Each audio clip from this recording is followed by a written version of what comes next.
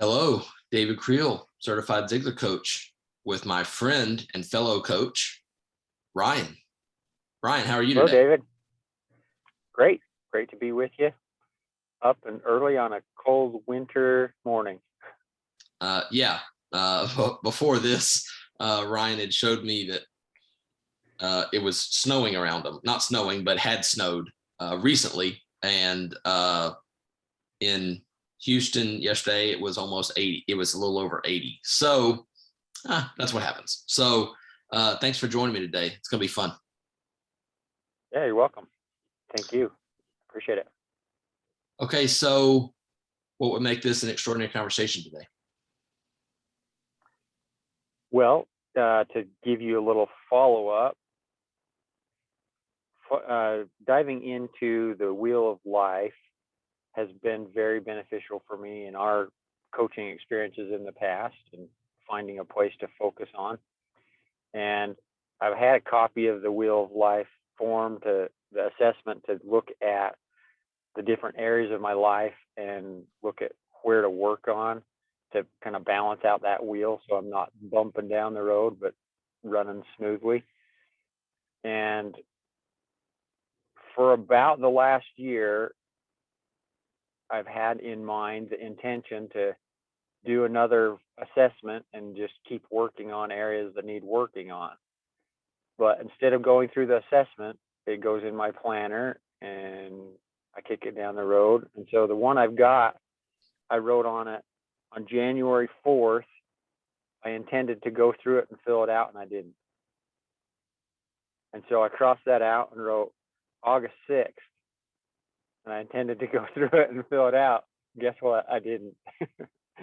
I needed some accountability, and scheduling this call with you gave me the push to actually go through and do it. So coming out of that, going through the assessment, my average for each of the 7 areas on my wheel of life is between 6.8 and 8.2. So not incredibly out of round, but not where I want it to be, certainly. You know, all areas could come up a little bit. But the one area that going through the assessment really highlighted for me I need to work on is personal. So that's what I want to talk about today, is how to do better in that personal area of life when other things seem to be doing okay around that 8-point average. Okay, so little background. Okay, so the Wheel of Life was created by Zig Ziglar, and because he preached balanced success in all the areas of life. So the Wheel of Life is mental, spiritual, physical, family, financial, personal, and career. You know, every area of life can be in one of those 7 categories. And Yeah. Okay, so personal. So why do you think you struggle creating personal time for yourself? Well, part of it is recognizing that I have a clear purpose statement, and that purpose statement really involves serving other people, being in the space with other people where they are, and it's something that we do as coaches, right?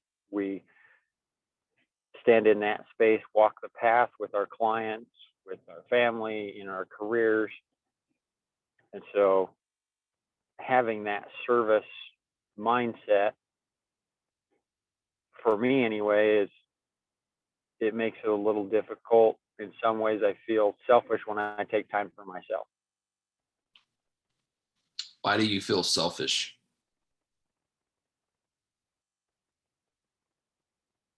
Because there are other demands and needs that need met. What about your own needs and demands? Oh, they don't matter. Well, they Yeah, do. yeah, yeah. They don't matter. So I mean, obviously you're familiar with, you've been on a plane before. They don't say put your wife's and your kids' mask on first. They say Right. put your own mask on first. Yeah. So what what what fills your energy bucket up?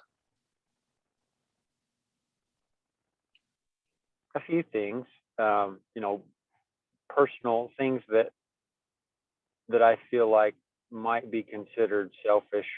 Things like getting an adequate amount or an abundant amount of exercise. That fills me up to have time to take care of my body and exercise, get my heart rate up. Um, Coaching fills me up. Being in that space of walking the journey with somebody else, helping them figure out their path. What would you like to change in the personal area of your life that's currently not there?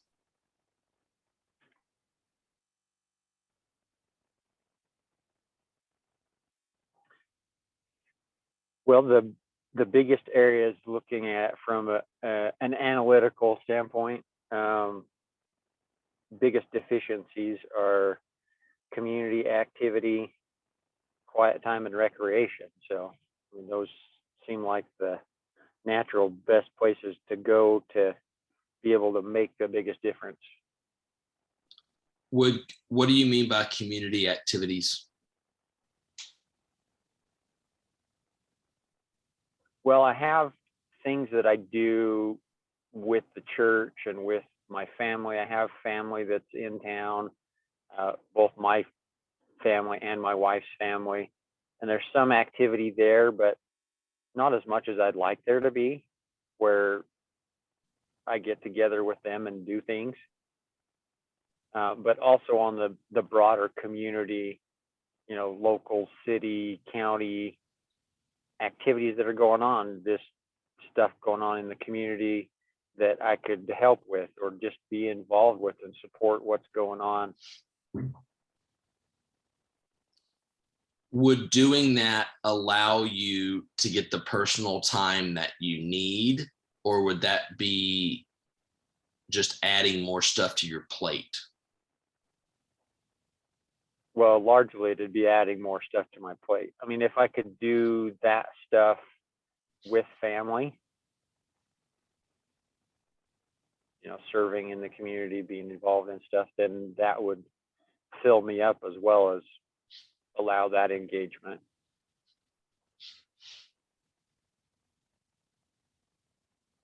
What would you like to do for yourself selfishly?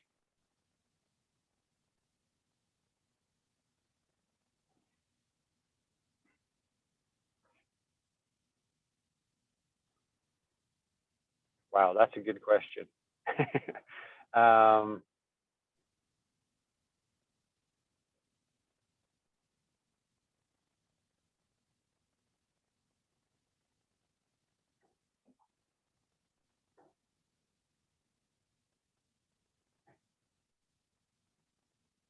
Taking a couple of days for a retreat, that'd probably be something that'd be very valuable, be able to get some quiet time and recreation and away from the office, the family, church obligations, the community, and just have some quiet time, some recreation, some time to ponder and consider goals and listen to God and feel the Holy Spirit. And that'd probably be something along the lines of it would recharge me, but I think it would be something that others would look at and go, wow, that's selfish for him to just go do that all by himself. Okay, so that brings me to a book that on Audible that I purchased. I was going to get a different book, and I thought for this other book that my other friend told me about, it just so happens that I meant to hit add to library, and I hit add. I meant to put on the book friend 2 told me about, because I was going to buy the book that friend 1 told me about with my credit for the month. When I was talking to friend 2, I clicked on it. And I meant to put add to wish list. Why I put add to library. So I was committed. Okay. And it was called an Unhurried Life by a pastor named Alan Fadling. And so think about this. Let's not, or let me ask you, do you think, this is going to be kind of a rhetorical question, but do you think there's more constraints on your time than Jesus had? No. Okay. So that's the correct answer. So if you look through all the Gospels, what do you always hear? He always got time to spend time alone with the Father. Yeah. The night before he chose the apostles, he spent all night in prayer alone. Throughout the Gospels, it always says very early in the morning, Jesus went away to pray by himself. Yeah. So if it was good enough for Jesus, do you think it's good enough for Ryan? Oh yeah. So when you go on your retreat, I love the idea. Well, right now it happens between 5 and 6 a.m., which means I have to get to bed early so that I get enough sleep. You and I have had that discussion before. But as far as getting a couple of days away,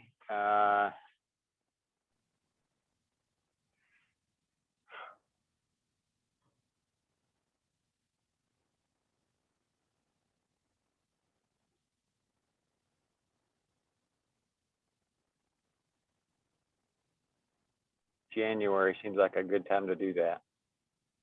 Awesome. I think it's a great idea. You yourself said it would recharge you, get your mind clear, and kind of turn off the distractions of the world and focus on what you should do, or what you can do, or what's the next steps, or whatever. I think it's a fantastic idea.